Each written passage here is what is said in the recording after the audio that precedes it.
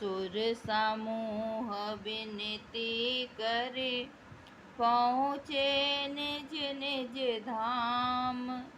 जग निवास प्रभु प्रगटे, अखिल लोक विश्राम। सियावर राम, जय जय राम। देवताओं के समूह विनती करके अपने अपने लोक जा पहुँचे। समस्त लोकों को शांति देने वाले जगदाधार प्रभु प्रकट हुए। भय प्रकट कृपाला, दीन दयाला, कौसल्या हितकारी। हर्षित माता रे, मुन मनहारी। अद्भुत रूप विचारी, लोचन अभिरामा। तनु घन श्यामा, निज आयुध भुज चारी। भूषण बनमाला, नयन विशाला। शोभा सिंधु करारी, दीनों पर दया करने वाले कौशल्या जी के हितकारी प्रभु कृपालु प्रभु प्रकट हुए। मुनियों के मन को हरने वाले उनके अद्भुत रूप का विचार करके माता हर्ष से भर गई। नेत्रों को आनंद देने वाला मेघ के समान श्याम शरीर था। चारों भुजाओं में अपने खास आयुध धारण किए हुए थे। दिव्य आभूषण और बनमाला पहने हुए थे। कई बड़े बड़े नेत्र थे। इस प्रकार शोभा के समुद्र तथा खर राक्षस को मारने वाले भगवान प्रकट हुए। कह दुई कर जोरी, स्तुति तोरी। कही विधि करो अनंता, माया गुण ज्ञाना। तीत अमाना, वेद पुराण बनंता। करुणा सुख सागर, सब गुण आगर। जय गावै श्रुति संता, सो मम हित लागी। जन अनुरागी, भयउ प्रगट श्रीकंता। दोनों हाथ जोड़कर माता कहने लगी, हे अनंत, मैं किस प्रकार तुम्हारी स्तुति करूं।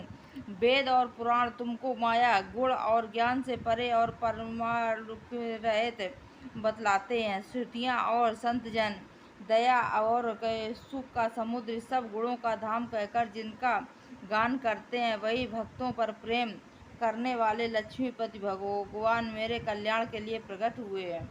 ब्रह्मांड निकाया, निर्मित माया। रोम रोम प्रतिवेद कहे, मम उर्वासी। यह उपहासी, सुनत धीर मति थिर न रहे। उपजा जब ज्ञाना, प्रभु मुस्काना। चरित बहुत विधि कीन चय, कही कथा सुहाई। मात बुझाई, जय प्रकार सुत प्रेम लय। वेद कहते हैं कि तुम्हारे प्रत्येक रोम में माया के रचे हुए अनेकों ब्रह्मांडों के समूह भरे हैं। वेद तुम मेरे गर्भ में रहे।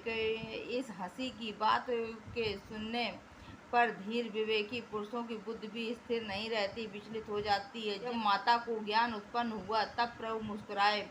वे बहुत प्रकार से चरित्र करना चाहते थे, अतः उन्होंने पूर्व जन्म की सुंदर कथा कहकर माता को समझाया, जिससे उन्हें पुत्र का वात्सल्य प्रेम प्राप्त हो, भगवान के प्रति पुत्र भाव हो जाए।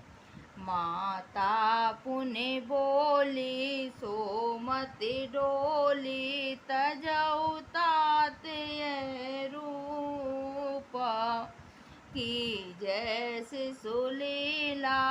अति प्रियशीला, यह सुख परम अनुपा। सुने बचन सुजाना, रोदन ठाना। होय बालक सुरभूपा, चरित जो गावै हरि पद पावै ते न परई बहुकूपा। माता की वह बुद्धि बदल गई। तब वह फिर बोली, हे तात, यह रूप छोड़कर अत्यंत प्रिय बाल लीला करो, मेरे लिए यह सुख परम अनुपम होगा। माता का यह वचन सुनकर के देवताओं के स्वामी सुजान बालक भगवान ने बालक रूप होकर रोना शुरू कर दिया। तुलसीदास जी कहते हैं, जो इस चरित्र का गान करते हैं वे श्री हरि का पद पाते हैं और फिर संसार रूपी कूप में नहीं गिरते। सियापति रामचंद्र की जय।